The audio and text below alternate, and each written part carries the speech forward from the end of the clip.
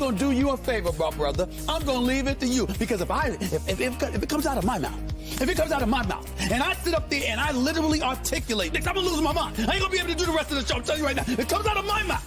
I'm not going to be able to control myself because I'm barely able to right now. You listen to this. I can't take it. One-on-one, I'm undefeated, never lost. It's on crack. I can't take this.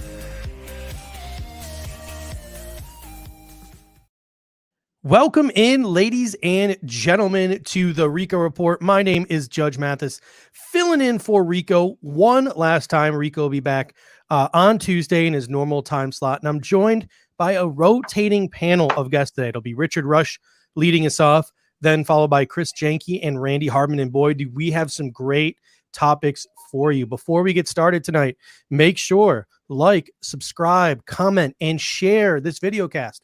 We're already at 20 live viewers. Let's get this thing up into the hundreds. Let's enjoy our 716 day. Let's enjoy our Friday night live here on the Buffalo Fanatics. Richard, let's get this started with you. How are you enjoying your 716 day outside of the 716? It's been a very good day so far. Mm-hmm. Have you bought any 716 gear? I know the Buffalo Bills announced they are over $1 million today raised due to their 716 day sales. I haven't bought any 716 gear, but yesterday me and my son got 26 shirts in the mail yet for the we'd had ordered a couple weeks ago. So nice. Yeah, I know Del Reed says that they're already raking in a ton of money for charity. The Buffalo Bills have announced it as well. Exactly $0 of that have come from the hats sold by Maddie or designed by Maddie Pagula for the Buffalo Sabres. I don't know if you had a chance to see those hats today. They were awful. But we got MOS coming in saying happy 716 fam. Bobby Ray in the building, 716. Y is in the building saying go Bills. Travis Sinet, Chris Jahnke will appreciate this. Randy will appreciate this. Happy 585, he says. Wait, there is no May 85th. Jason Humbert in the building. James FX90 in the building. I think someone said it's their birthday. Oh yeah, James FX90 said he's born and bred to be a Bills Mafia member because it's his birthday today. So happy birthday to James FX90. Walter Lake says he's a new subscriber. Welcome to the Bing Squad, Walter. And he especially likes to say it with your chest session. And there's a couple of things I think a bunch of guys will be saying with their chest as we go along this evening. I know Randy's got some things he wants to get off his chest. We're going to be doing a buy or sell segment with some fringe roster players later. Chris S coming in saying go Bills. Dawn is in the building as well. Trix is in the building. Ryan Teal in the building. So a whole bunch of you in here. Daniel Gowries, Jason Taylor. Let's get things kicked off today. And at the very top of the screen, it says development matters. And that's the conversation that me and you are going to have for the first 20 or so minutes of this show. And the first thing that you wanted to talk about, Richard, was Harrison Phillips. So I'm going to pull up a little photo here of Harrison Phillips that caught some attention to the people this offseason.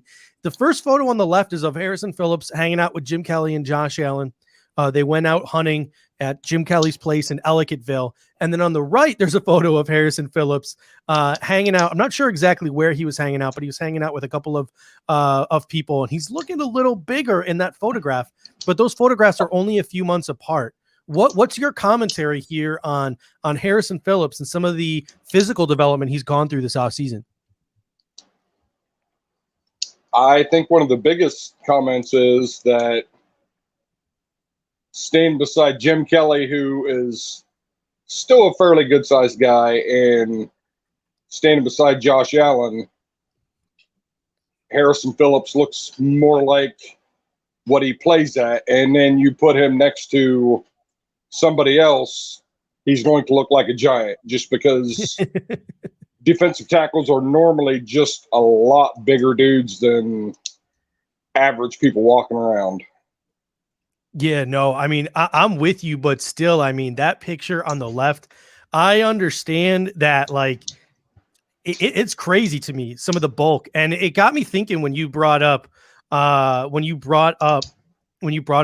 Phillips in that photograph, because there are two players this offseason who have sort of turned heads with the way that they have sort of hit the gym or worked out. The first was, we just showed the photograph of Harrison Phillips, who you think that those pictures might be a little bit of an optical illusion, but you were having a conversation with me saying that, you know, you still really like the way he's progressing. He's now 2 years back from that devastating knee injury he suffered. He was playing his best football when he suffered that knee injury. He's known as a gym rat. He talked about when Matt Milano signed, it was sort of, he was like, I immediately called Matt Milano from the gym, and like he was in the gym too, because we're both gym rats. We both like enjoy talking to each other. So, you know, Harrison Phillips likes to get at it in the gym. Maybe now, 2 years removed from that ACL surgery, he can start getting at it. And the other guy I wanted to talk about was Dane Jackson, guy who's in the competition for CB2. Not the greatest, picture in the world here, but this offseason, Dane Jackson was turning heads because he was out there flipping tires and working out at the University of Pittsburgh, his alma mater, with Aaron Donald, the NFL Defensive Player of the Year, multiple NFL Defensive Player of the Year award winner, probably should be an MVP of the league at some point in his career if he continues to play the way he does. He was beating him in this tire flipping drill. Aaron Donald says he loves to work out with Dane Jackson because he pushes him in his workouts. And then on top of that, you see Dane Jackson come out in OTAs, and he had a couple of different interceptions. He looked like he was being a little aggressive, picking off Josh Allen. We look at this Buffalo Bills defense, and what are some of the things that we point out? Stopping the run, shutting down the run.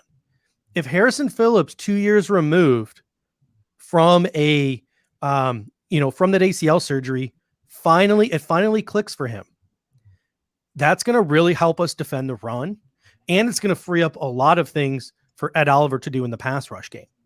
If Dane Jackson can take that athletic freak that he is off the field and translate it onto the football field, and we get ourselves a steady CB2 across from Trey White, we're talking about a defense with just the development of two players, not even the acquisition of a player, just the development of two players, going from bottom half of the league last year to a unit that could compete to be a top 10 unit in the league this year. What are your thoughts on just that development of these two players specifically?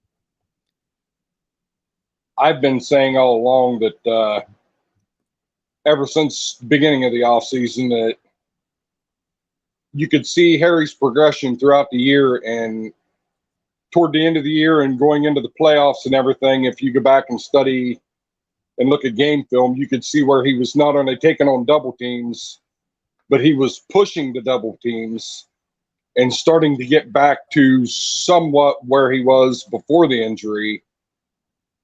And I think he's just going to come out this year and just ball out and be a complete beast. He's going to hopefully get through the whole season unscathed and just be an absolute force in the middle. So it'll be a blessing to have him and Starr both back in there rotating at the one tech.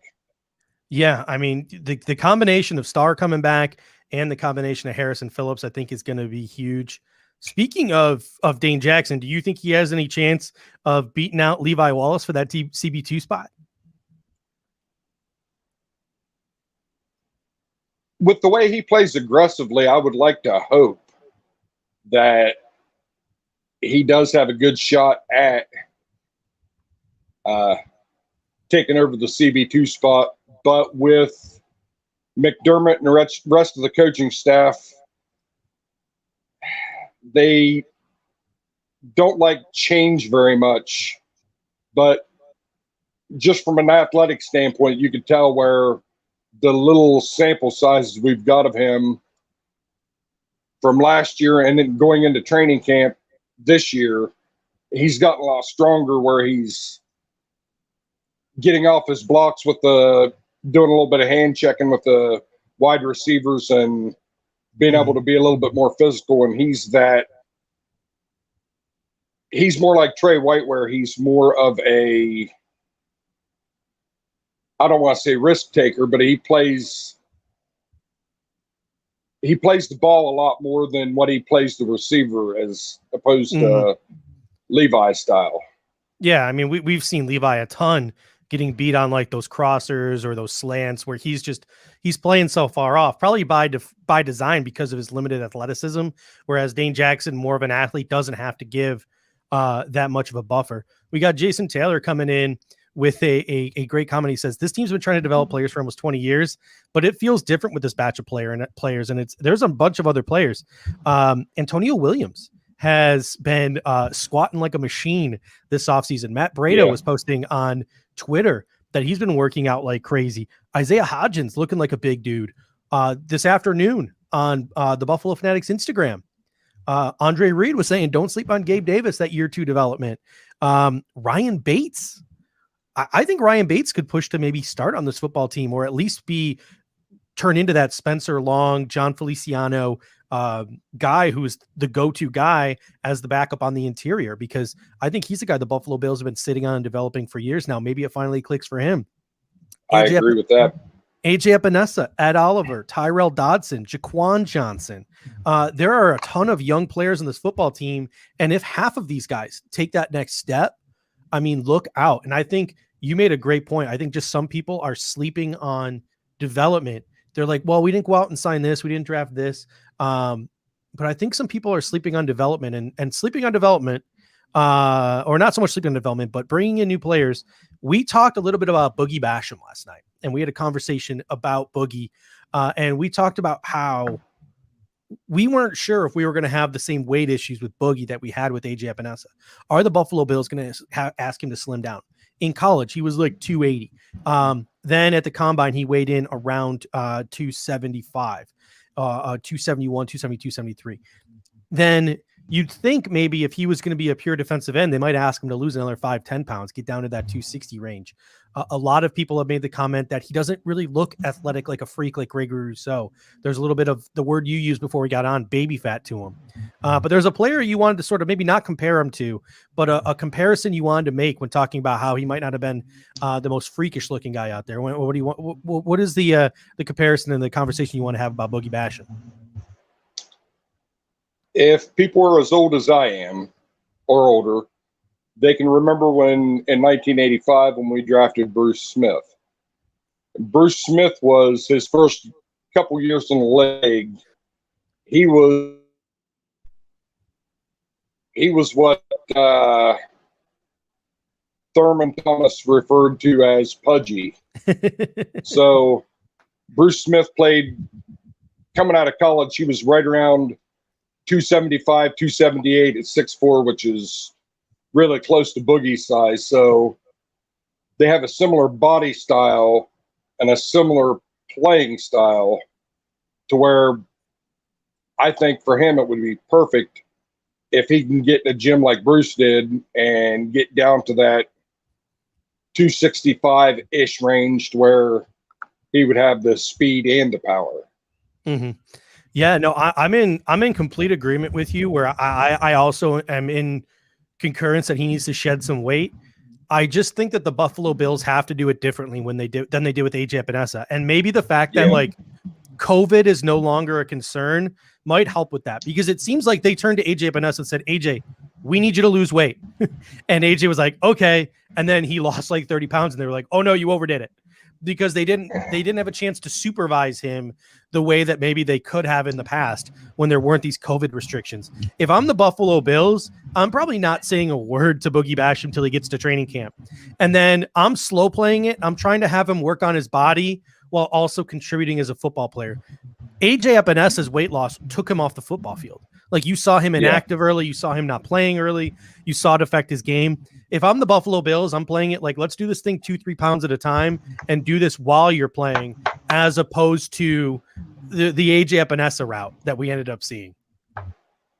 I know that with AJ, it was, you could tell that he had slimmed down way too much, but also it shows you his drive and determination that, I mean, he did take it overboard, but he's not one to shy away from putting in the work, even though he put in more work than what he should have of losing the weight.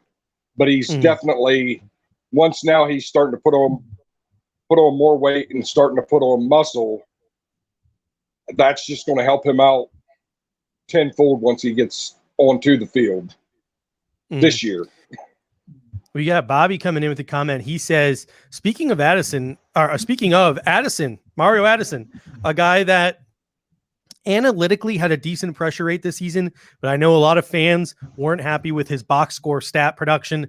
Addison, and especially the Hail Murray being also Mario Addison's fault. Addison is looking slim. Well, I shouldn't say it's his fault because, I mean, Jordan Poyer, Micah Hyde, and Trey White knew better, but Kyler Murray probably should have been on the ground. But regardless, getting off track here. Addison is looking slim quick this offseason. It looks to me like guys like Boogie Basham, AJ Epinesa, they're going to be the early down guys, the first and second down guys doing the dirty work.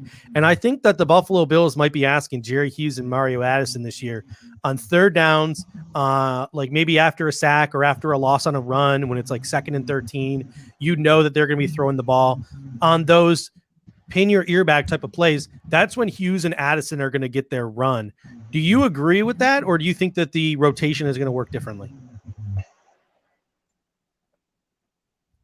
I would like to think that they would put the older, more seasoned guys in a position where they could pin their ears back and eat. Mm-hmm. But that would go against the way they have normally rotated in the past, and I agree with that assumption right there, because you would want the bigger people on the field earlier downs where there's a possibility of running the ball to get in and stopping the run. Addison and Hughes both are more on the slimmer, quicker speed rusher guys and aren't necessarily the run stopping guys that we need up front, especially early on. Mm-hmm. All right. As we finish out our 20 minutes here, we got a couple of minutes left. I want to get your takes on a couple of other things. And Rico normally on these Friday nights has the say it with your chest segment where he wants people to say something with their chest. So my question I'm asking you is what player do you have the most confidence in this offseason to take that next step? What player is going to maybe go from an average player or a developing player to an absolute stud on the Buffalo Bills roster this year? I have to say that I think this is Harrison Phillips' year. Mm-hmm. I think this is a year where he's going to take over and be the number one tech we have on the team. Mm-hmm. Here's my question to you, though, now. It's a contract year. It is a contract year for Mr. Harrison Phillips. So if you're the Buffalo Bills and it's the end of the season and Harrison Phillips does take that next step, like you're saying, and he's that huge community guy, but he also only has that one real year of over-the-top production, what do you do in the offseason? Do you let him test the market? Do you try to get him to take a reasonable deal? Do you pay the man? Like, what would your thoughts be if Harrison Phillips takes the next step and you're Brandon Beane? How do you approach that in the offseason? I think before his contract is completely up, I think they'll offer him a fair market deal, and I don't think it's not going to be a Josh Allen type deal, or even what possibly a Tremaine Edmonds or Tre'Davious White, it's not going to be a break the bank deal. Mm-hmm. It's going to be a cap friendly deal just because of the injury he had and coming back all last year, him trying to get completely healthy and everything. He doesn't have the body of work. Yeah. Where one good year is not going to put him over the top as the highest defensive tackle in the league. And John DeFazio says he'll stay home for the home discount. If Harrison Phillips does, yeah, and I agree with that too. And I think maybe one of the ways they could structure that contract as well, Starload Lele, it's going to be hard to get out of his contract after this season because he opted out. It's still going to be like maybe another year before we can get out of that Starload Lele contract.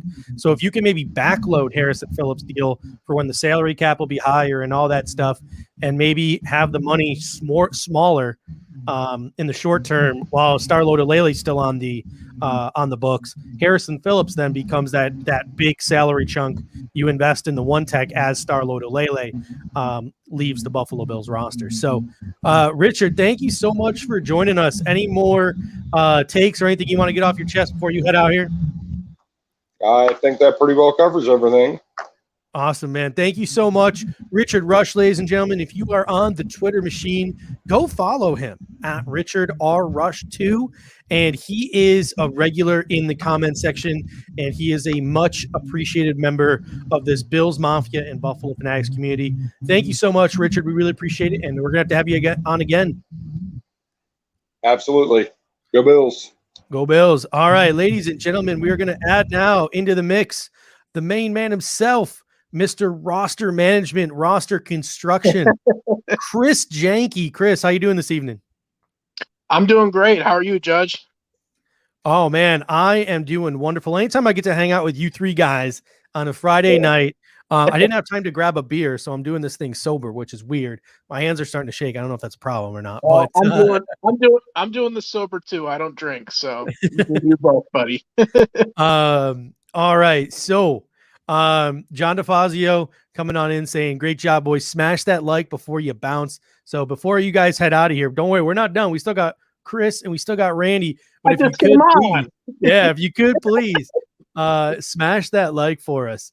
And we'll if you are excited that we're 4 weeks until the first preseason game. I know Sal Capaccio tweeted that out today. Jeff Danger reminding us as well. If you're excited about that, smash that like button as well. If you like my new backdrop, smash that like button. I'm still working on it. But I got some nice photographs here. Smash that like button. So I did notice the Naaman Roosevelt name. Yes, that was awesome. A birthday gift from a couple years ago. That's actually his locker plate. So I'm a University of Buffalo grad.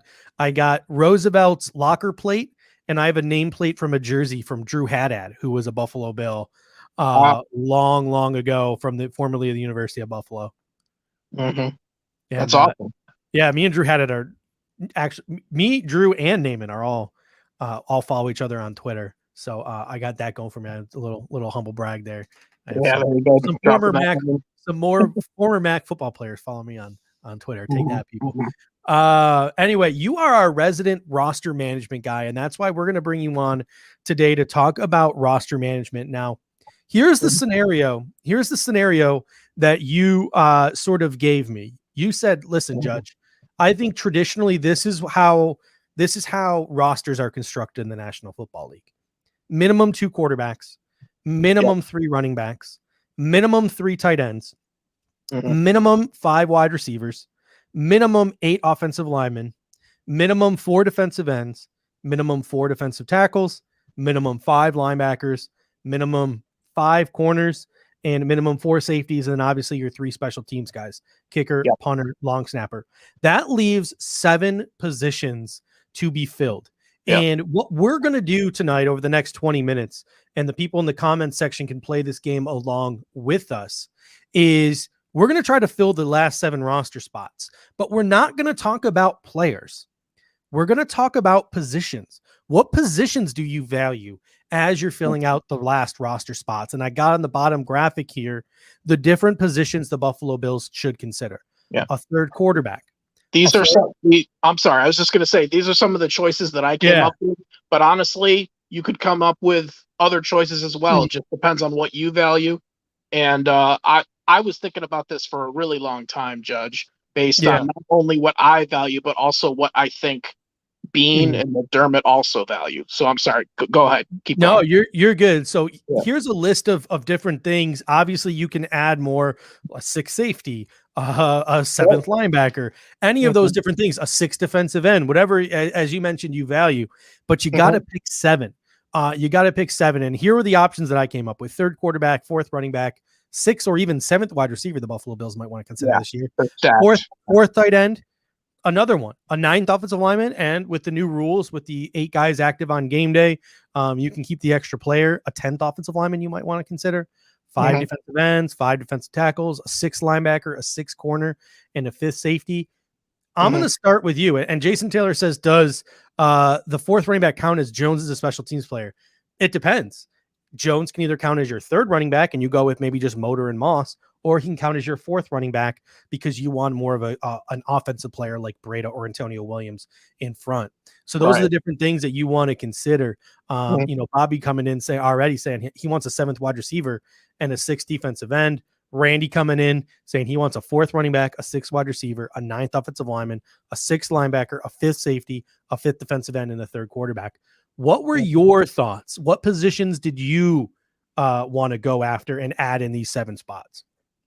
So when I posed this question to you, I kind of did this based on rankings. So I almost did it like, what are the most important, or what do the Bills value the most? And I kind of rank them 1 through 7. So I don't know if you want me to go through my whole list 1 through 7, or if you want me to give you my 1 and then you can give me your. I'm assuming you kind of have an idea of how you rank them. Yeah, sure. Okay. So you give me your number 1, and then I'll tell you my number 1. Okay, my number 1. And honestly, it seems obvious, but this was tough for me. My number 1 is a fifth defensive end. I think they've invested way too much, in a good way, in the defensive end position. The 3 draft picks over the past 2 years. They've got the veteran presence of Hughes and Addison. They brought in F.A. Obada. They still like Daryl Johnson.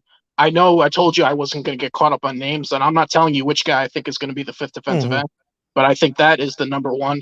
I think it's also really important to them because, quite frankly, they weren't able to get the kind of pressure on the quarterback like they really wanted to last year. So I think fifth defensive end, number 1. Yeah, I put 6 wide receiver number 1, and I know that sounds like unusual, but it's like, well, we already have Stephon Diggs, we already have Emmanuel Sanders, and we already have Gabe Davis, and we already have Cole Beasley. Like, there's only so many balls to go around. Why do you need the 6th receiver? To me, it's you want to have the guys that you're dependent on receivers in this offense. Like, this is a spread offense now. It's not, we're not going to go back to being a 12 personnel, run the ball down your throats. That's just not who we are. Now, maybe every once in a while, there might be something where it's weather dependent, whatever, but this is not going to be a 12 personnel, shove the ball down your throat type of team. We're a spread offense now. And in order to be an effective spread offense, you need to have wide receivers, and you don't want to risk losing any of the wide receivers that you consider valuable to you, to waivers, or when they're on the practice squad being picked off by somebody else. I know that you can protect up to 4 players every week, but also you have to waive them in order to get them on the practice squad first. So to me, whether it's Marquez Stevenson, Isaiah McKenzie, Isaiah Hodgins, whoever they value the most, I need them, whatever 2 they value the most, I need them to keep those 2 guys on the roster, because I don't want to risk them to waivers. Yeah. And I mean, they're solidly stacked at wide receiver. That's a good choice. Want me to go on to my number 2 here? Of course. So my number 2, spoiler alert, my 3rd was 6th wide receiver, but I jumped back and forth between my number 2 and 6th wide receiver. So my number 2 is a 9th offensive lineman. I mentioned, or you mentioned, 8 offensive linemen is really the minimum. The reason is because with the rules now, you can have 48 players active for game day, but the only way you can have a 48th player act is if you have 8 offensive linemen suited up. So it's beneficial for a team to carry at least 8. I think they should carry 9. This organization always values offensive line depth. I remember, and Judge, I don't want to bring up any bad memories here, but I remember in 2019 when we traded Wyatt Teller, rest in peace. We also fleeced the Patriots for Russell Bodine, but that same year we kept 10 offensive linemen, and one of them was Connor McDermott. And I've never been a Connor McDermott fan. I've only really seen him play in the preseason, and I never thought he was any good. The funny thing is, the minute we cut him, he got picked up by the Jets off of waivers. There is a dearth of offensive talent in the league. Yeah, I always go to the Ike Bucker example. The Bills Yeah. cut Ike Bucker after his first year. We signed him as UDFA. We cut him, and they were uber confident that he was going to be on their practice squad and they were going to get to develop him. He signed with Kansas City and was with Kansas City all year. It wasn't until Kansas City released him the next offseason that Buffalo had a chance to get him back. And you can see the dividends he's paying now, for them. So you went to Wyatt Teller and Connor McDermott. I always point to Ike Bucker. So you're right. There's a dearth of examples here of just how important the extra offensive lineman is. And that's why the 9th offensive lineman was mine too. Because the Bills have a ton. Offensive line is an injury, is a position where when your number one asset as a team is your quarterback, your number 2 asset are the guys who protect the quarterback. And to me, you can't have enough offensive linemen. You want to have the depth there. You want to develop guys there. You want guys who can plug and play if there are injuries there. You understand that if your starters go down, there's going to be a drop off in play, but you don't want it to be embarrassing because we have seen teams in the National Football League who can't field a competitive offensive line and they can't do anything on offense. We've seen it as Bills fans, how hard it is to be successful in the National Football League if you're not fielding an NFL caliber offensive line. Watching the XFL, what was one of the most boring things about the XFL? The offensive lines on all those teams sucked. There were skill position players galore. Like, remember this skill position guy and this skill position guy. Remember this quarterback. Remember this quarterback. They're like, why do they all suck? Because no one can block for them. The defense was dominating the XFL. So I'm right there with you. My number 2 was also a 9th offensive lineman. What did you have as your 3rd most important as we go through the bottom half of the roster here? My 3rd, I kind of spoiler alert before, but my 3rd was a 6th wide receiver. So, okay. Explain. For all the same reasons that you mentioned, and just the fact that, I mean, we're stacked at receiver. And that's how our offense runs. So, you want to protect yourself for injury or whatever.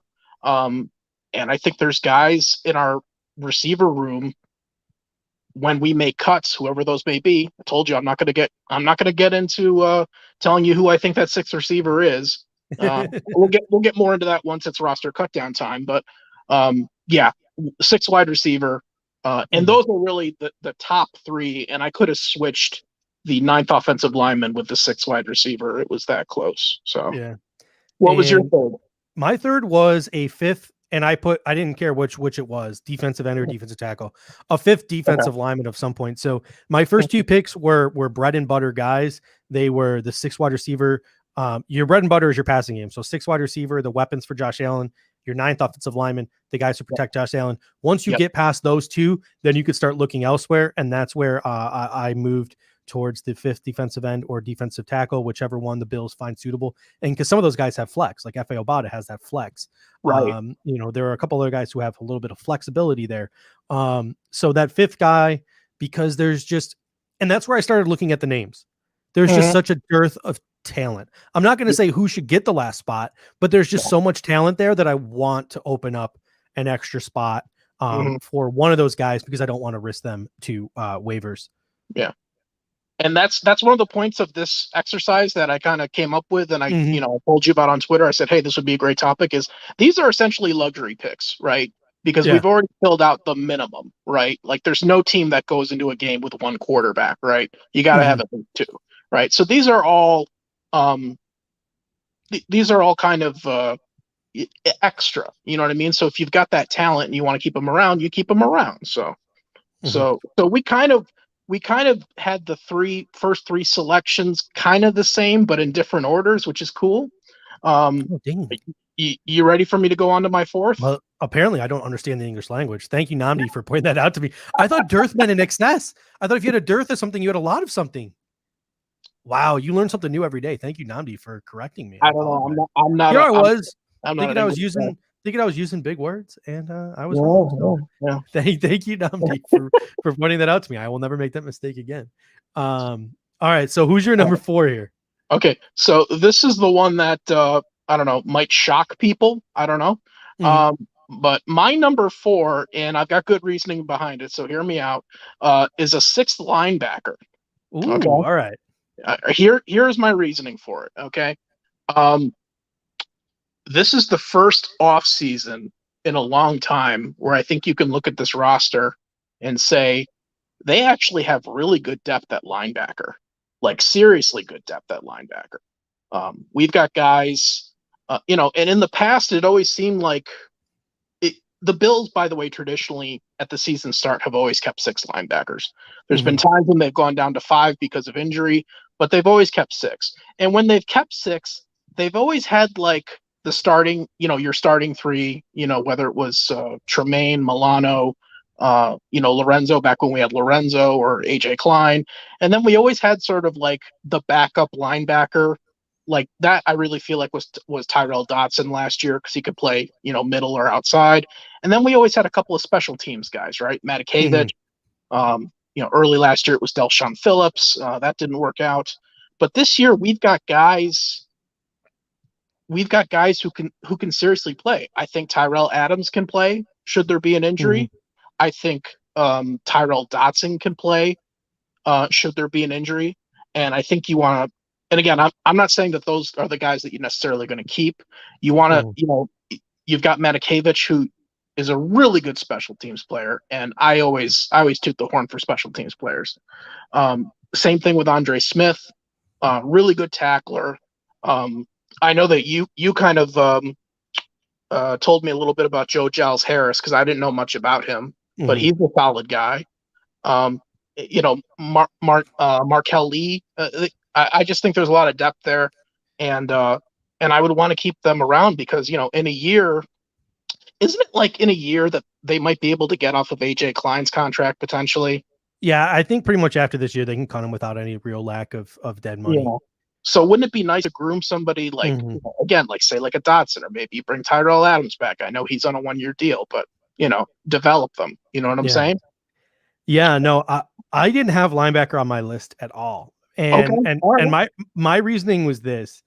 I just don't think we use linebacker enough. A lot of nickel sets. The Bills ran more nickel than anyone else in the league last year. And my justification is I have to throw the players in here. So I do have to throw the players into my justification. Edmonds, Milano, Klein, and Matakevich, I think, are locks. So I look at those 4 guys as locks. And then I look at the rest of the players. Tyrell Adams and Tyrell Dodson and Andre Smith. Those are the 3 guys I think have the most chance to make the roster. Yep. Andre Smith is special teams only. I'm not a big fan of special teams only players. I think that you could stash him on the practice squad. You could stash him on the practice squad in case of an injury to Tyler Matakevich. Then it comes down to Adams or Dodson. And I think that Ty goes to Dodson because he's the younger player. He's got more years on his contract. The Bills have been developing him longer. But to me, you just keep a 5th guy because both Adams and Dodson can come in and play if there's injury and can also contribute on special teams. You keep one of the 2. And then like, if it's Adams, you try to sneak Dodson onto the practice squad. If it's Dodson, you probably cut Adams loose and sign a guy like Joe Giles Harris to your practice squad. So for me, I would just rather keep players at other positions. And I just don't want to like keep a roster spot for an Andre Smith, a guy who's going to be special teams only. So just give me that guy who can do both in either Adams or Dodson, not both. So that was my justification there. But my 4th was a 3rd quarterback. My 4th was a 3rd quarterback. And I just look at it. I just look at it this way, and I'm going to put a little asterisk next to it. If Jake Fromm comes to training camp, if Davis, I don't want the 3rd quarterback to be Davis Webb. So again, I just got to throw because I think Davis Webb can easily be stashed on the practice squad. But I think so too. Yeah. To me, if Jake Fromm comes in and looks like the guy who got to the college football playoffs in the SEC and shows like he can be a solid game manager in years into the future and has a good preseason, it's gonna be very difficult to sneak a guy like that onto your practice squad. Even if he does clear waivers, what makes you think he's going to come back to your practice squad? He can go to a practice squad on another team that's more shallow at quarterback, where he has a chance of maybe starting. His ceiling in Buffalo is Josh Allen's backup. Like that's the ceiling. That's the ceiling for a guy who talked about on draft day how he's never been a backup. He has been a starter his whole career, high school, college. He's never sat on the bench. This last year was the first year he's ever sat on the bench. So if you want to hold on to a player like that through his rookie contract of 4 years and make him your backup after Mitch Trubisky leaves, you can't risk him to waivers because I don't think he's coming back even if he clears those waivers. So to me, 3rd quarterback is important because if you're the Buffalo Bills, you want to have a cost-effective backup. You don't want to be the team paying Jacoby Brissett, $8 million, or Case Keenum $6 million, or Tyrod Taylor $5 million. You just don't want to allocate that kind of resources to the quarterback position when you're already paying Josh Allen what you're paying Josh Allen. So to me, that's why I had quarterback number 3. But the caveat is, if Jake Fromm comes in and falls flat in his face, I want no part of him. Like just call a spade and let him go. Okay. So that's interesting because you didn't have this is the 4th spot. You didn't have a 6th linebacker and I did. I did not have a 3rd quarterback and you did. So that's really kind of interesting. I didn't have a 3rd quarterback on my list. My reasoning is just like, I think when you have a good a quarterback as good as Josh Allen and a backup as good as Trubisky, I just don't think you need a 3rd quarterback on the active 53. And I'm all for having one on the practice squad, but I'm just not sure. But you make a strong case as well. So, that's the fun in this. You can go either way, What is your number 5? What position do you have as 5th? So my number 5, and really number 5, number 6, and number 7 to me, when I look at them, this is really like value at this point, in my opinion. This is like, okay, let's have an extra guy here because it would be nice to have an extra guy here. My 5th is a 4th running back. And the reason why I put a 4th running back here, and now that I'm looking at my notes, I'm even starting to waver on that a little bit. Oh man. No, I'm gonna stick with it. I'm gonna go with a 4th running back. And the reason I'm gonna do it is because running back, traditionally, if you look at it, is the position that takes a lot of injuries. You could easily be down a running back here or there. I also think last year the running backs they didn't perform the greatest, whether it was the running back's fault or the offensive line's fault, whether it was the scheme because we were passing so much. But I think a 4th running back is that would be the 5th most valuable. But I don't know. Now that I'm looking at my notes and I'm listening to what you said, I'm starting to. So for number 5, I'm going luxury with my next 2 picks, 5 and 6. But with 5, 10th offensive lineman, just because I think there's just such an excess, not a dearth, an excess of talent there. And one of the most important things is protecting your quarterback. And if you can develop guys there and you can get guys for cheap there and you can save money there because you're developing guys there, you can go spend your money on skill position players. So players that, I think the good teams develop their talent in the trenches and you get the cost effective there, and then go out and spend on the skill position guys to put them over the top. So if you're the Buffalo Bills, I think that's probably the mold you want to follow. Like, let's go get the gritty guys, the offensive linemen, the guys who maybe don't get as much attention. Let's try to find the value there and develop guys there. And I think there's a lot of talent there at the bottom half of the roster between guys like Jack Anderson and Tommy Doyle and all that stuff. Develop those guys and just try to find valuable guys there that can be part of your future, even if they're inactive every week during the season. Yep. And those are the spots, like you said, when they're inactive every week, those are the spots where you're developing a Jack Anderson or a Tommy Doyle. You know what I mean? Just like we did with like Butker. You know what I mean? And he started for it last year. And I'm having so much trouble with it too, because a lot of people said this draft class is so shallow. When you're drafting in the 5th round, you're really drafting in the 7th round, blah, blah, blah, blah, blah. There's gonna be more draft picks cut than ever. Everyone was complaining because they couldn't get medicals. Like, there was all this talk about how weak and shallow this draft was. So if you go about and you think about it like that, Tommy Doyle taken in the 5th round, in another draft, would he have really been a 5th rounder? Jack Anderson taken in the 7th round. In another draft, would he really have been a 7th rounder? Personally, I had a 5th round grade on both of them. So I think they're personally bona fide 5th round picks. So me personally, I don't want to risk them to waivers because those were 2 of my favorite developmental offensive line guys in the draft personally. But I also know that Brandon Beane understands where NFL executives are and where their mind's at.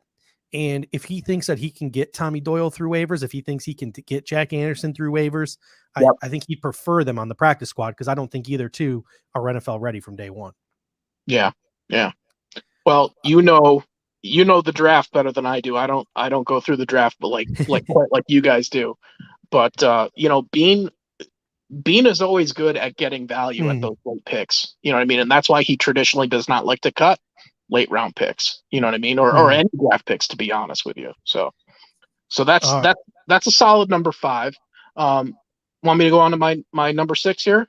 Yeah, what do you got number 6 here? All right. So my number 6 is, and I put this, I kind of cheated a little bit here, but you also kind of, well, I don't know. Cheater. I cheat all the time on these games. So you're good. So my 6th is a 10th defensive lineman. Okay. I think you could make spoiler alert. So is my number 6. Okay. All right, cool. So we agree on something. We can come together. Our ninth offensive lineman and our 10th defensive lineman we're both in the same spot in our ranking. Okay. So I said, originally my number 1 was a 5 defensive end, because I think they're going to have 5 defensive ends. The reason I put 10th defensive lineman is because I know you guys talk a lot about how Rousseau and Basham might be able to kick inside, how F.A. Obada might be able to kick inside. I will believe it when I see it, because I heard that about A.J. Epinesa, how guys were lining up inside.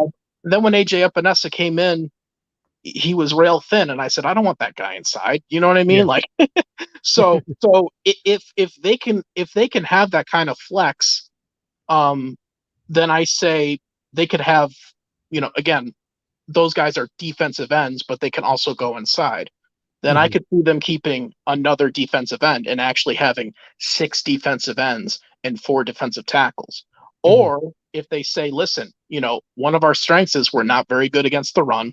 It would be good if we had some beef, some body up, some bodies up the middle. I want to keep 5 defensive tackles and 5 defensive ends. So that's why for number 6, I put defensive lineman. It really kind of matters how those guys line up and where they're asked to play. So. Yeah. To me, it's the same for me as my argument for offensive lineman. It's just, there's so much talent there. I don't want to risk the waivers. Like I'd rather risk Rashad Wildgoose to waivers than Daryl Johnson. I'd rather risk, Cam Lewis to waivers, or, someone of that nature to waivers than I would, F.A. Obada. Like that's where I come in. It's just like, okay, I'm pretty confident that Rashad Wildgoose would probably make it to the practice squad. And if he doesn't, okay, he was a few years of development away. Yeah. I'm 99.9% certain that Cam Lewis can make the practice squad, and he has shown nickel boundary flex and didn't embarrass himself when he was out there on the football field last year. So like I can feel comfortable with him on my practice squad. So I'm going to use that extra spot, that luxury spot, on a 10th defensive lineman as well, just because of the excess of talent at that position. All right, what is your number 7? So my number 7 was my last spot here, and again, this is excess. And originally I wanted to go with the 6th cornerback. And the reason I wanted to go with the 6th cornerback was because McDermott is a defensive coach, but he's also come from a defensive backs coach type of area. He values defensive backs. So originally I was thinking, a 6th cornerback. They've kept 10 defensive backs as a whole, a couple times when they've, made their final roster decisions. But I'm like you, except I put it in a different spot here. Number 7, I'm going 10th offensive lineman. There's just way too much value there. Now, the reason why I put it 7th as opposed to, I think you had yours 5th, where I had my 4th running back.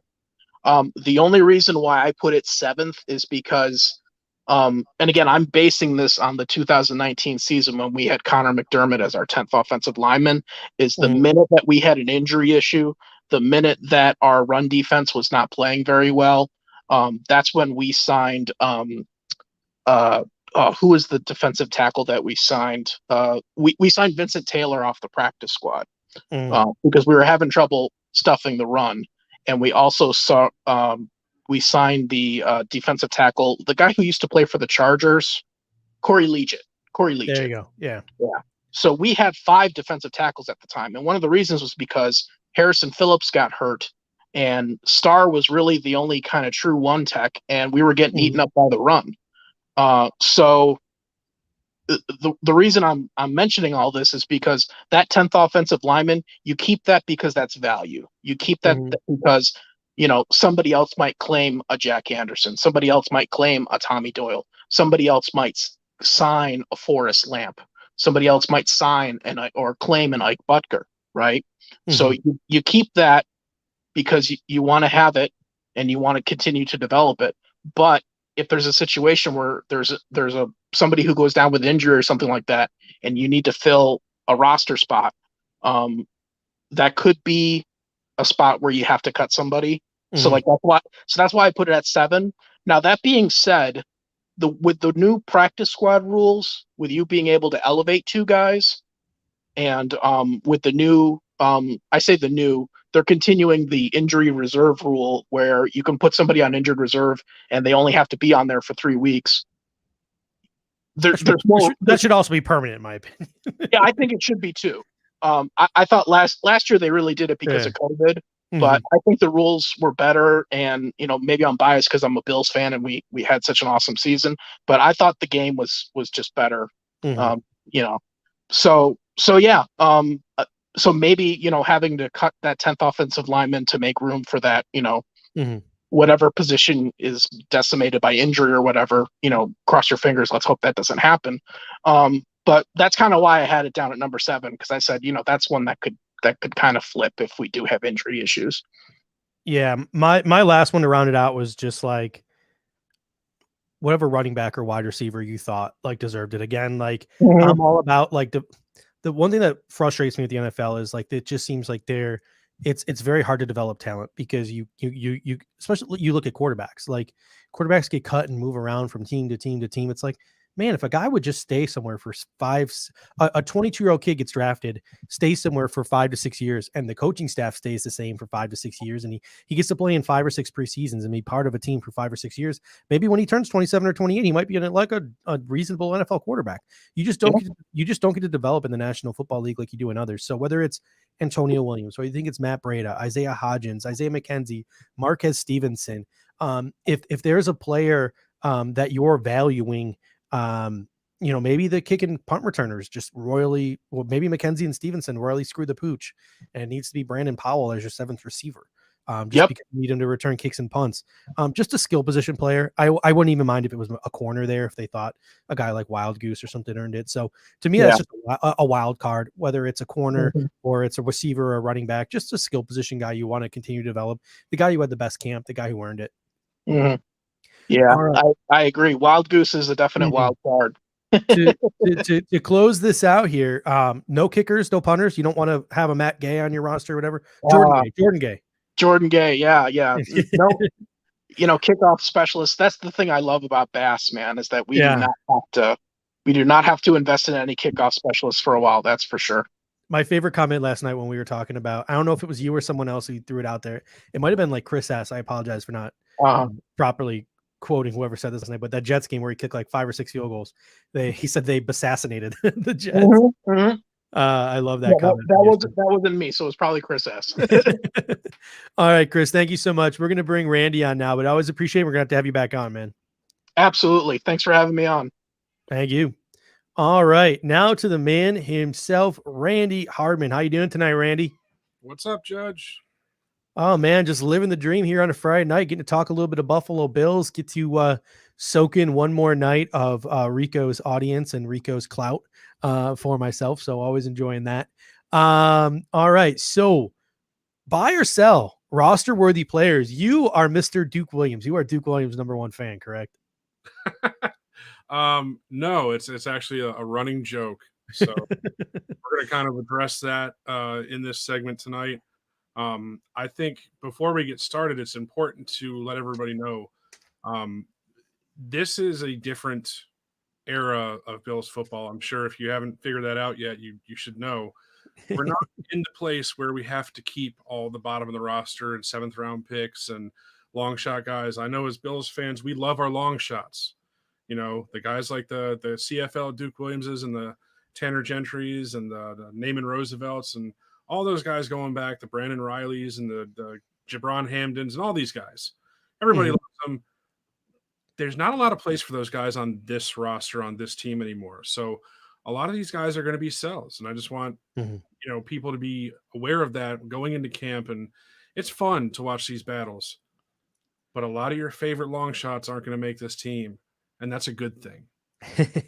All right, let's get started with the ultimate long shot, the ultimate fan favorite. This is probably number maybe 1A or 1B to Duke Williams, and that's Christian Wade. Now, Christian Wade was on the Rico Report with Rico. They had a conversation. He says he's been working on any and everything special teams related, and that seems to be his path to the roster in the National Football League, his long speed and his special teams ability. So what do you think would you buy or sell Christian Wade being a viable roster candidate for the Buffalo Bills heading into this preseason? Because he doesn't actually count against the roster this year, you can buy that. Mm-hmm. In reality, no, it's a sell. It would be great if he could make the team as a returner and contribute, but it's a long shot. It's such a long shot. The guy just started playing a year or two ago. I mean, I think it would be one of the coolest stories in the league. I'm just not seeing it. I think the only reason he makes a team and is around is because he's in that international program and it doesn't count against the roster. That's it. Yeah. If he made the active roster, I think he certainly counts against the active roster. But yeah, they can stash him on the practice squad again as the 17th practice squad guy. So I think it's another year of development. But I mean, this guy's getting another year older. Like, he wasn't exactly young when he came in here, so he'll be pushing 30. And it's just so tough. Like, you look for his path to the roster, special teams. Taiwan Jones does the same thing. Very good special teamer. Well, maybe he can return kicks. Matt Breida, who can also be a running back. Can also be a possibility. Like, there's just so many barriers in his way.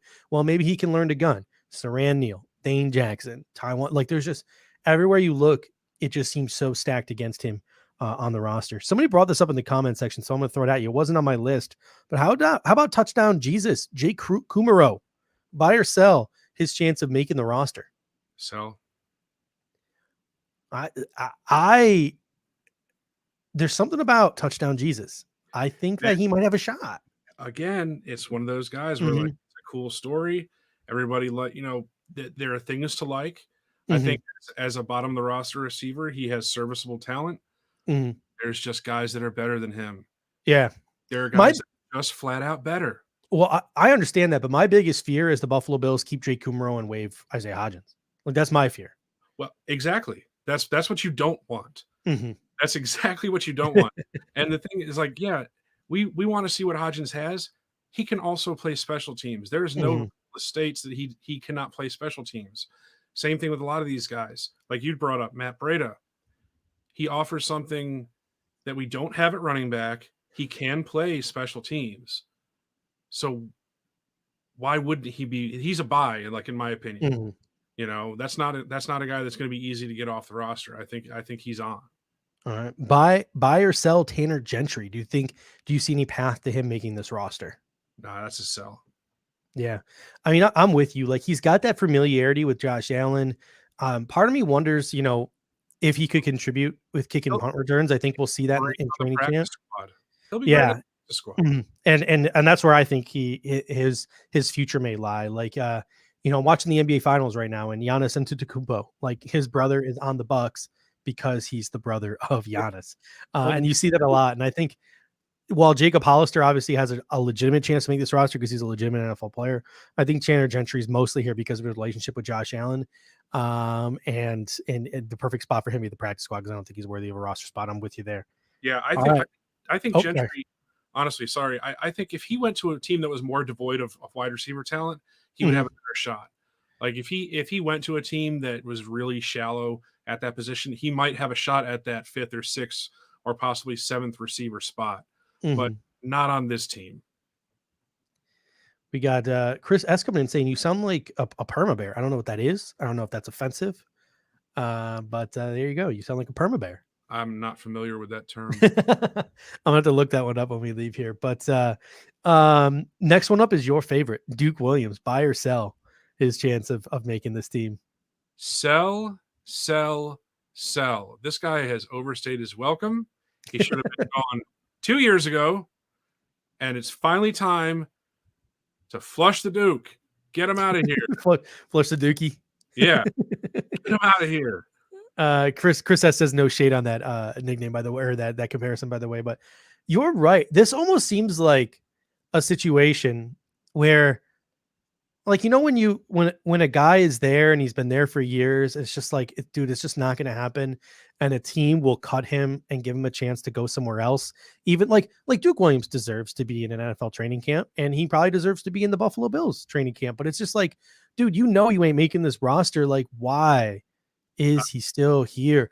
I'm going to even disagree with you on that, Judge. I don't think he does deserve to be in an NFL training camp. I think he does, because if you watch training camp, he's that guy who literally, like, he takes it to 110, and he treats practice like a game, and you see him out there challenging people and treating every snap in practice like it's a game in the Super Bowl. I think you want those kind of players in training camp pushing your guys. You're right. You're right about one thing. You do want guys that give 100%. Mm-hmm. However, he treats it like a game in practice because it's the only action he's ever going to see. Right? There are dozens of guys like that want to give 110% all across the league, trying to line up and get into any training camp. Totally. And you know what? Jason Taylor's right. He's an XFL All-Star. He was a CFL All-Star for a year, or half a year, whatever it was up there. That's the type of league he belongs in, not the NFL. Mm-hmm. All right, here's one that might be a little bit more challenging. You mentioned right at the top of the show, like, we're a good football team. We're a team that, like, we can't expect every single 5th, 6th, 7th round pick to make the team. So I'm going to throw out a 6th round pick at you here. Marquez Stevenson. Buy or sell him making the opening day roster? Sell. I'm in agreement with you. And to me, I mentioned it to you. I think there were a couple of wide receivers that I would have rather had than Marquez Stevenson drafted after Marquez Stevenson, like Shi Smith with the next pick. Dax Milne was a guy who the Bills met with, who I also preferred over Marquez Stevenson. We got John Herring, who's buying him. We got Don Keith, who's selling him. And feel free to play along with us in the comment section here. But to me, I don't know if there's much a market for him if you waive him. Like, is there really a team that's going to poach him? I think you can put him on the practice squad. Yeah, absolutely. He's a guy that is screaming, develop me on the practice squad. Yeah. That's where he belongs this year and maybe even next year. You're talking about a guy that, again, coming from Houston, there's limited wide receiver quality reps there. I think they drafted him primarily. The reason why I think they took him over Shi Smith was because of his return ability that was on tape. They didn't draft him to necessarily be a receiver. He's a developmental receiver that they think can return kicks immediately. And that's where he's going to make his money. But again, there are guys ahead of him that are better at it. Yeah. And I mean, Tyler Martin comes in and says, imagine the fear when Stevenson puts his foot in the ground on a jet sweep. Tell me DBs aren't worried about keeping up with that. Not disagreeing with you. The athlete is there in Marquez Stevenson, but the only shot I think Marquez Stevenson has of making this roster is if he flat out beats Isaiah McKenzie. Like, he shows in training camp or in the preseason, he's a better kick returner. He's a better punt returner, and you can rely on him despite the fact that he's a rookie. If he can't beat out Isaiah McKenzie as the kick and punt returner, I don't think he has a spot on this team, because you have to have Isaiah McKenzie active, and then you're going to keep a 6 wide receiver active. Like, you're going to keep a 6 guy active on game day. Hardly ever did the Buffalo Bills keep a 6 wide receiver active on game day. So Marquez Stevenson is just sitting there being developed while on the active roster when you probably could fit him onto the practice squad. And Richard Rush comes in and says it depends on how Stevenson's catching the ball and his return abilities. If he's a body catcher, then he's a bad wide receiver for Allen. Not even just that, like, if he comes in and blows it up in the preseason, like, he catches some deep bombs in the preseason. He goes out and has a really good preseason. That's when you're going to have to reconsider Marquez Stevenson. Like, if he puts up a lot of flashy numbers and other NFL GMs are looking at him, that's when you might have to consider a development while on the 53-man roster for Marquez Stevenson. Remember those practice squad poaching numbers we brought up a couple weeks back? Remember that? Yeah. I'm not too worried about him being poached off the practice squad. All right. Here's one. And this one, I'm leaning towards buying, but again, it's completely dependent on how he performs in the preseason. Quentin Morris, buy or sell his roster worthiness? This is a sell with an eye towards the practice squad and potential future roster spot. Because, I have not looked into him a lot, but I trust what you guys say. And, I think if he has the athletic chops that you guys talk about, He's kind of primed for development on the practice squad. And that Hollister is on a short-term deal. That Sweeney is a 6th-round pick. There's no guarantee that he's here beyond this year or even beyond this training camp. Mm-hmm. So, and Dawson Knox is going into year 3 out of 4. There's no guarantee he gets extended. So you have to start looking long-term at the position. If they like Morris, much like Reggie Gilliam last year, there's a way for him to play a little this year, but more than likely he's a practice squad guy. Mm-hmm. Yeah, and we got the thing I have with Morris is from reading his scouting reports, he's not like the best blocker in the world. And to me, if you're going to be the 3rd or 4th tight end on the roster, you're going to have to be a good blocker.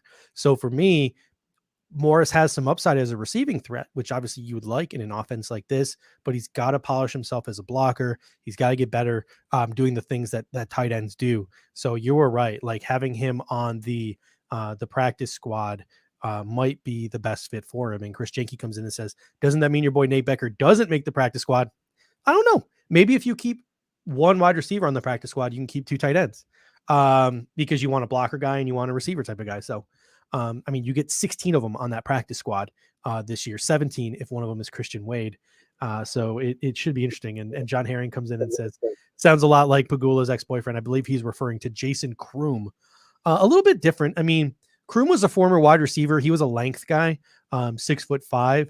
Quentin Morris is a little bit different. He's built a little bit more like Reggie Gilliam, but he doesn't have the blocking chops that a guy like Reggie Gilliam does. He's on the shorter side. I believe he's like 6'1", 6'2". I don't know the exact numbers on Quentin Morris in front of me, but he's not a lengthy type of guy like a Jason Kroom. He's more of a maybe Charles. He looks like Charles Clay and he's wearing 85. So that's my running joke is like, hey, Charles Clay's back. But he's got to step up his blocking chops like Charles Clay if he wants to make the roster. Next one is a veteran player that I want to throw at you here, and that's Forrest Lamp. What do you think the chances are of Forrest Lamp buy or sell his roster worthiness? I'm buying that. Here's my issue with Forrest Lamp, and I want you to give me your take on it. If he's not the starter, what's his roster worthiness? If it's Cody Ford and John Feliciano in your 2 guard spots, what's his roster worthiness? You still buying? Yeah, because I mean, I think he's a quality backup. Didn't he play 16 games in San Diego last year, right? Coming off the injury the previous year. Yes, he did. Yeah, so he's at least a serviceable player for the interior offensive line. Mm-hmm. I think his athletic profile and upside is, enough to the point where you would want to keep him in that back of the offensive line rotation. So I don't think he offers the versatility of a Ryan Bates, but I think he offers a better play than a Ryan Bates. See, so because my issue here is he's on a 1-year deal, expiring contract, not very familiar with this team, and he's obviously a name. I think the second you cut Forrest Lamp, he's signing somewhere else. Yeah. But do you want Forrest Lamp on that 1-year minimum deal as a backup, or do you want to keep developing Ike Bucker? Do you want to keep developing Ryan Bates? You have Jordan Devy. You have Ryan Bates. Are there other guys who have, Jack Anderson? There are other guys who you invested draft capital in. There are other guys who you spent years on in development. Do you really want to keep Forrest Lamp over those 4 guys that I just mentioned? Let me counter your question with a question. Yeah. Would you say the same thing last year about Darrell Williams? But Darrell Williams won the starting job. He was on a 1-year deal. Yeah. But if Forrest Lamp is the starter at left guard, I'm not debating this with you. Obviously, he's a lock. If he comes in and outperforms Cody Ford, sure. Like he's a lock and he's worth it because you can extend him in the future. But if he's a backup, you mentioned he lacks versatility, so he's probably not even active on game day. Ryan Bates is probably active on game day, and Forrest Lamp is a roster inactive unless Cody Ford gets hurt. Possibly. Yeah, I mean, I'm not totally sold on Ryan Bates making the roster over him personally. Yeah. And John Herring mentioned, I mean, we've had this conversation before. Is he the next Darrell Williams in terms of Forrest Lamp? Forrest Lamp was healthier than Darrell Williams coming here because he's played that 1 season. So now he's 2 years removed. So who knows? Maybe Forrest Lamp is closer to finally starting to see his ceiling than people might think because he's now 2 years removed. So he's might be a little bit more confident with his abilities coming off that injury. But Darrell Williams performed at an all-pro level in the NFL. Forrest Lamp is still living off of his draft hype, in my opinion, a little bit. He was a solid lineman last year, but he wasn't anything special. He wasn't Darrell Williams. Fair enough. And in full disclosure, I'm not a big Feliciano fan. So No, I mean, a lot of people are going to disagree there. I think that Feliciano gets by more on reputation as far as, being a nasty, he's a phone booth fighter, whatever words you want to use. But as far as talent wise, I don't think he's that good. I don't think he's a starter. I think he's the perfect backup because, I mean, the guy can play left, right, and center. So to me, if he had never gotten a chance to start and he had always just been the depth guy and we could have gotten him for a cheaper deal, I would have no problem paying John Feliciano $2.5-3 million to be my fourth interior offensive lineman because of his versatility. But the contract he has, you're right. I would be really happy if we could get out of it because I don't think he's worth the money we paid him. I think that's the one thing I disagree with the Buffalo Bills this offseason. I would have been completely content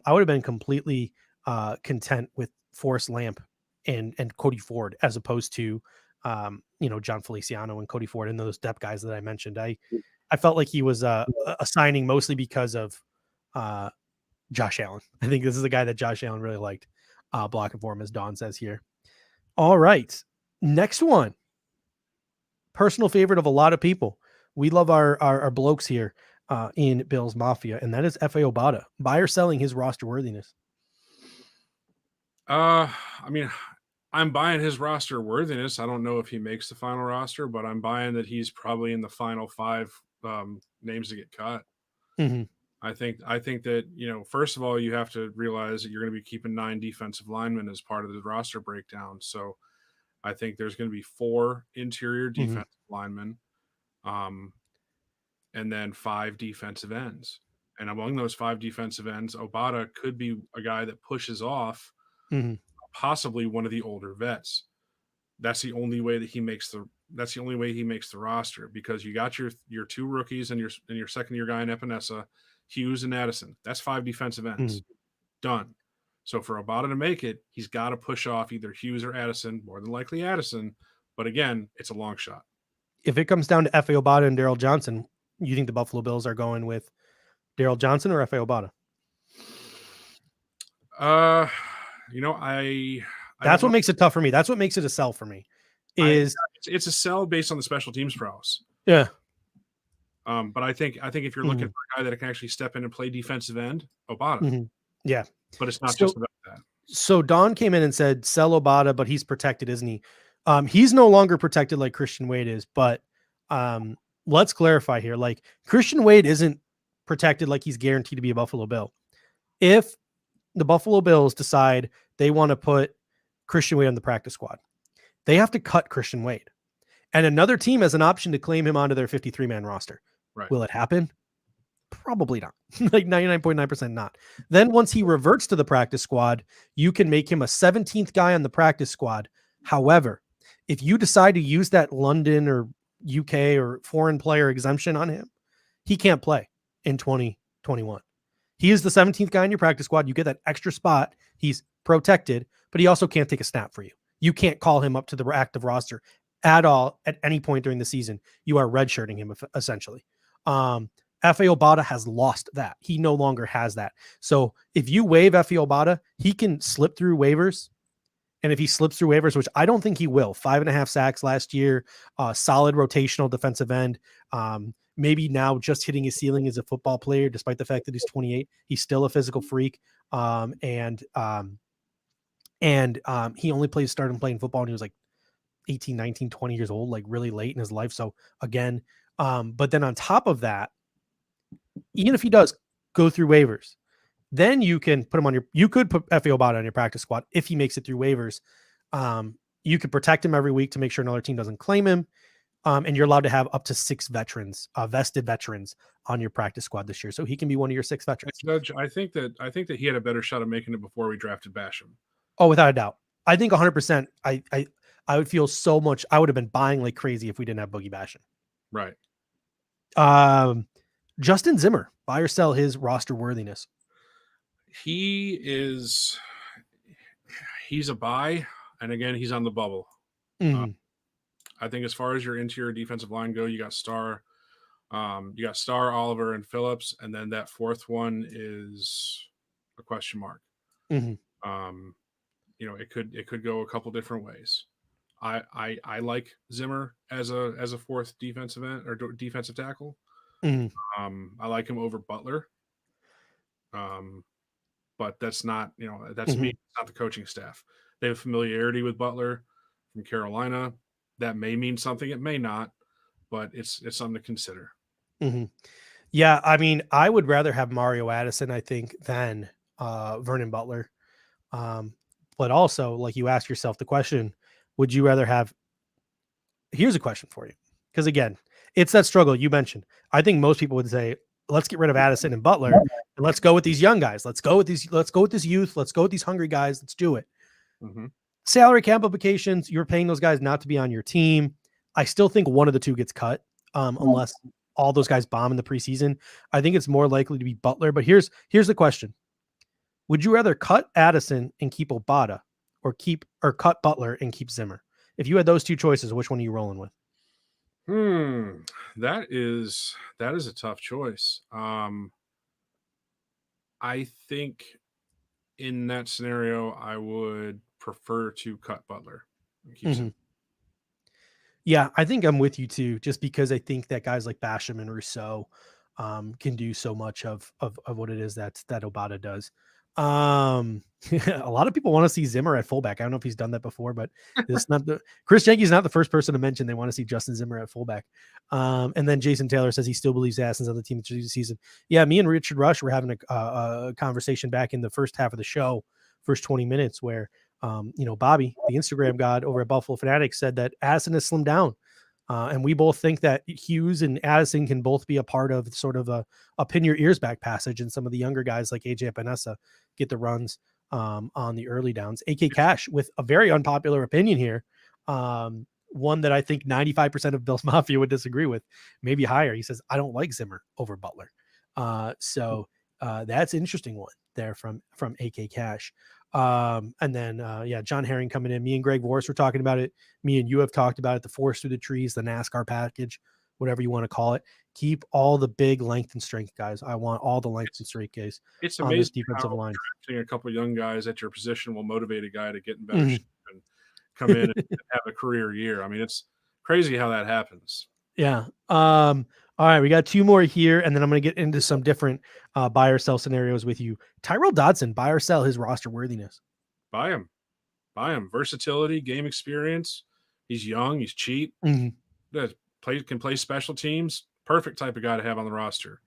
Buy all day long. So here's my issue. Here's my issue here. I only want to keep 5 linebackers on the roster.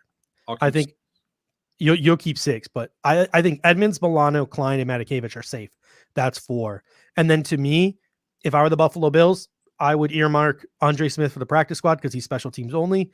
And then I think it comes down to Tyrell Adams versus Tyrel Dodson. I don't think it's both.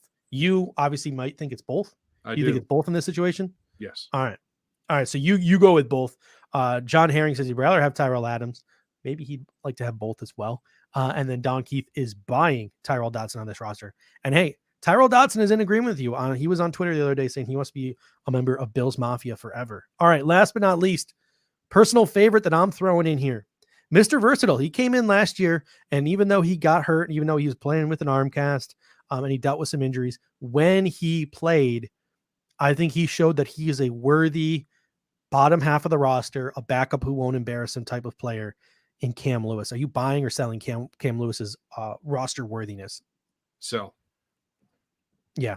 I mean, I also think the Bills could slip him onto the practice squad real easy. Exactly. I was real impressed with his versatility last year. I mean, he played a little bit of the boundary in the Kansas City game. He played some inside as well. And he was doing both of that with that cast on his arm.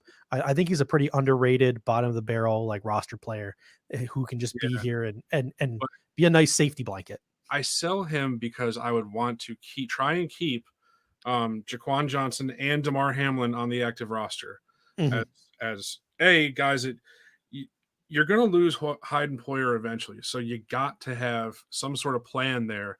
Maybe those guys are on the roster right now. Maybe they're not, but you at least have to try. And I mean, it's a shallow pool behind our starters there. So I would want to keep those guys on the active roster to try and get, some sort work in behind those two at some point. All right. So a couple of more buy or sells for you, but we're going to leave the roster worthiness out of it. I'm going to give you some different buy or sells. And I want the people in the comment section play along with us. Tell me whether you buy or sell and your reasoning why. Here's my first one to you, Randy. Matt Breida. Do you buy or sell him usurping either Motor or Moss and becoming one of the top 2 running backs on this roster in 2021? Buy or sell Matt Breida as a top 2 running back on this roster in 2021? I think if all things are equal, it's a sell. I think with Moss potentially having some setbacks with the coming off the injury, you could definitely see him take the reins there. Brieda, as I mentioned before, as we all know, he offers a different component than the other 2 guys. He also had a decent number of receptions his first 3 years in San Francisco before bottoming out Miami last year. As we know, Singletary is not exactly the best pass catcher. So I think there is a path.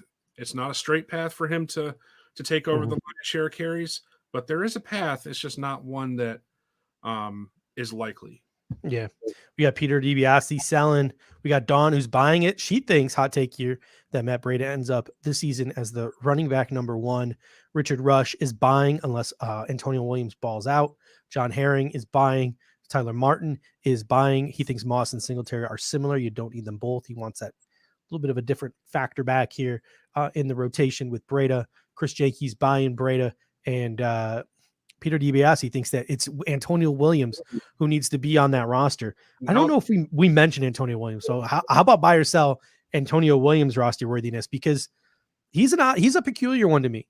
Was recruited by Ohio State, ends up at North Carolina. So you think maybe the potential is there for him to be a high caliber player. And he also brings special teams versatility. He played a lot of special teams in North Carolina. What are your thoughts on Antonio Williams roster worthiness? I think with the volume that we run the ball, he's a guy that if we hadn't invested 2 third-round picks in, it would be a buy. But I mean, they're not that. I said earlier that we got to get used to the idea of letting go of draft picks, not third rounders. Those guys are going to be on the team. I would have preferred not to have drafted Zach Moss and gone in a different direction. We did. And, there's nothing I can really do about that. So I think under different circumstances, Antonio Williams is a buy. Under our circumstances currently, he's a sell. He's a good practice squad player, and that's about it for us. Now, he's a guy that might get picked up somewhere else. Yeah. All right. Jacob Hollister. Do you buy or sell him unseating Dawson Knox as tight end number 1? Do you buy or sell Jacob Hollister at some point this season usurping Dawson Knox as DE1? No. There's familiarity with Josh Allen, veteran player. You don't think there's any chance Dawson Knox's dropsies can come back and a guy like Jacob Hollister could become the safety net there? I think his familiarity with Josh Allen and his dependability is going to be very important in helping Dawson Knox develop and provide some competition at the position. I don't think he's going to usurp Dawson Knox as number 1 tight end, but I think that Hollister and Knox as a 1-2 combo is going to be a drastic improvement from what we had last year. Yeah. Chris Jahnke even coming back to Antonio Williams real quick, saying he's getting that Brandon Riley status going to him. I think he's better than Brandon Riley. Brandon Riley was not an NFLer. I think Antonio Williams has got some NFL potential. Tyler Martin says sell Hollister. I'm not a Knox fan, but still not enough potential there to take over the role. I think the ceiling and the potential. I think Dawson Knox is going to get every opportunity. Yeah, you're right. When we signed him, I really like the signing. I like Hollister as a player. I think he's sneaky quick. He's got good ability to uncover in with different routes and combinations, and I think he's got good hands. He just doesn't do anything elite. He doesn't have any elite physical ability that Dawson Knox frankly has. So again, it comes down to raw talent. Knox has it, Hollister doesn't. I think that's the difference. All right, here's one, and listen carefully to the way I phrase this. Do you buy or sell Dane Jackson unseating Levi Wallace as CB2 week 1 of the regular season? So, your reasoning behind that? Honestly, I think Levi Wallace is a gamer. I think he's a guy that on paper and he doesn't look like a guy that's going to profile very well. Obviously, he went undrafted. Mm-hmm. A lot of people still hold that against him. Look, they've brought in people year after year after year to try and get this guy out of that spot, and all he does is fend them off and end up winning the job.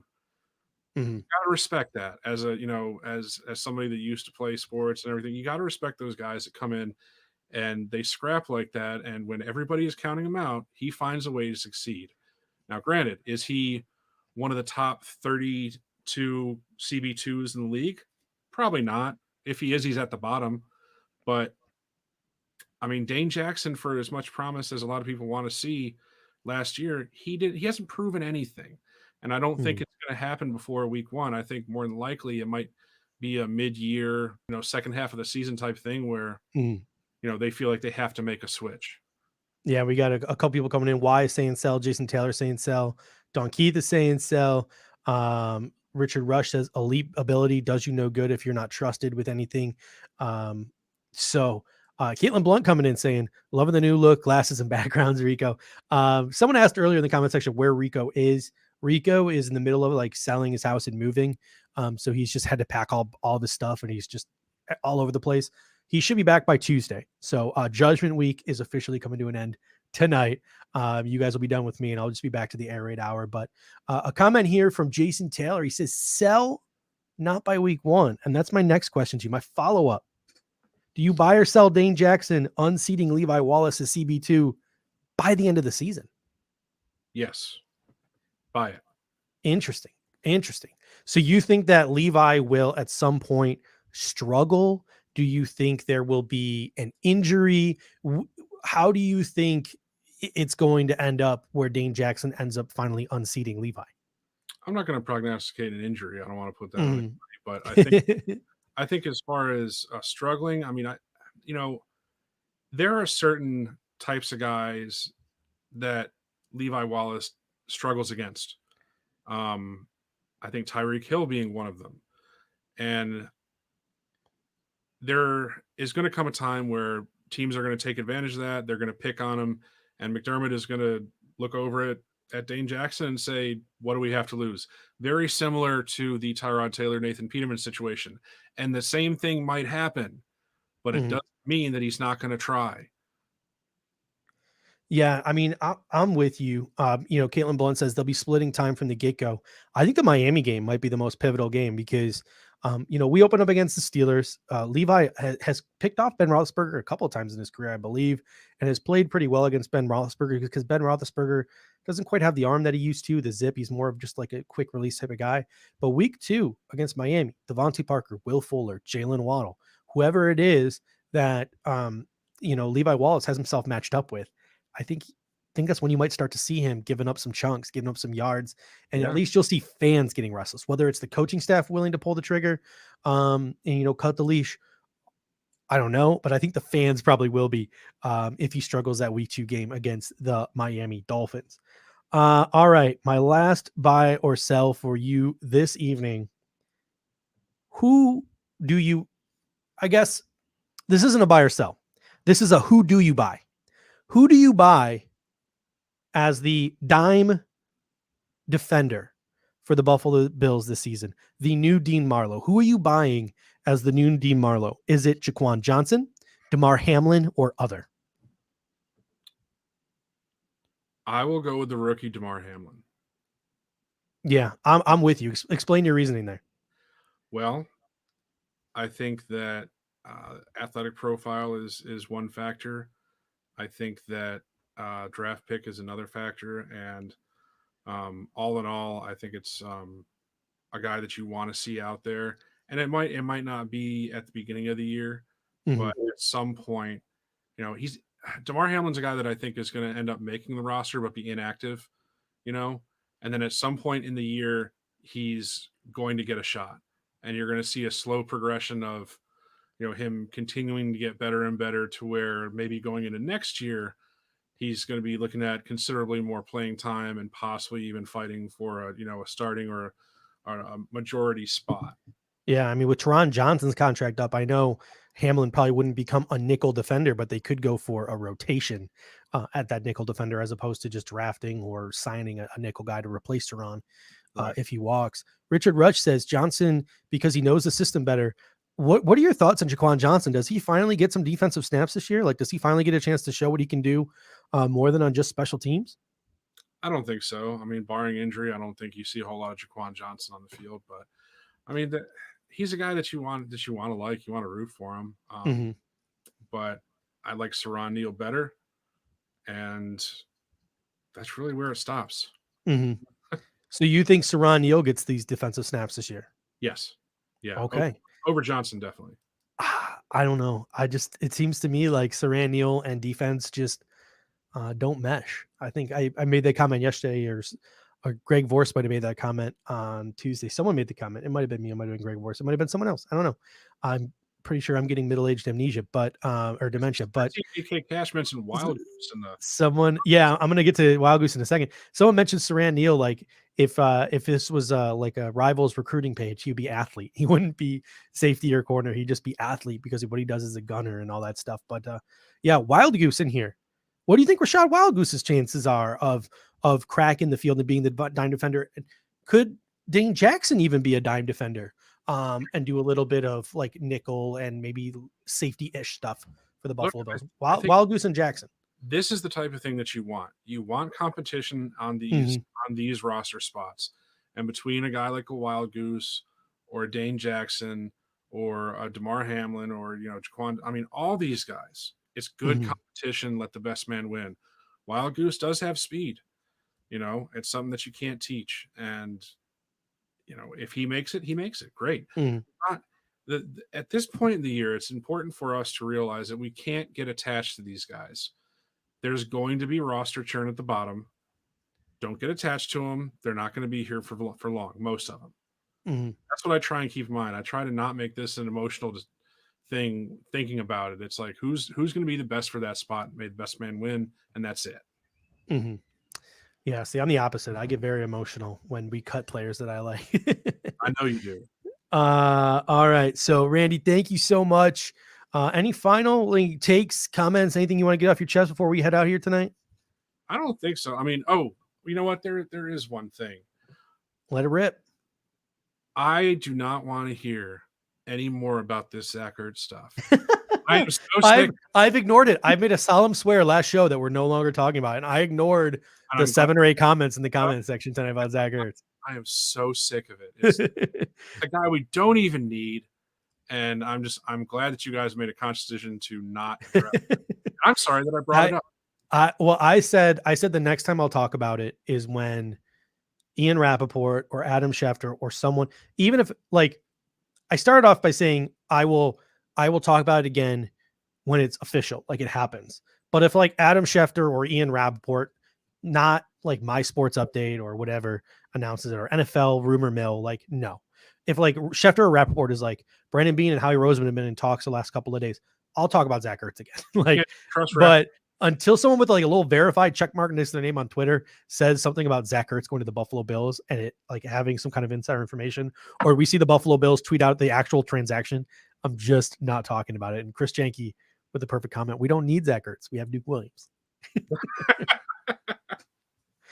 Right. Yeah. We got. I think that's a perfect way to end the night. And also a great comment from Richard here. Our biggest thing is our 53 will be stacked and 2020 will be even deeper. So exactly.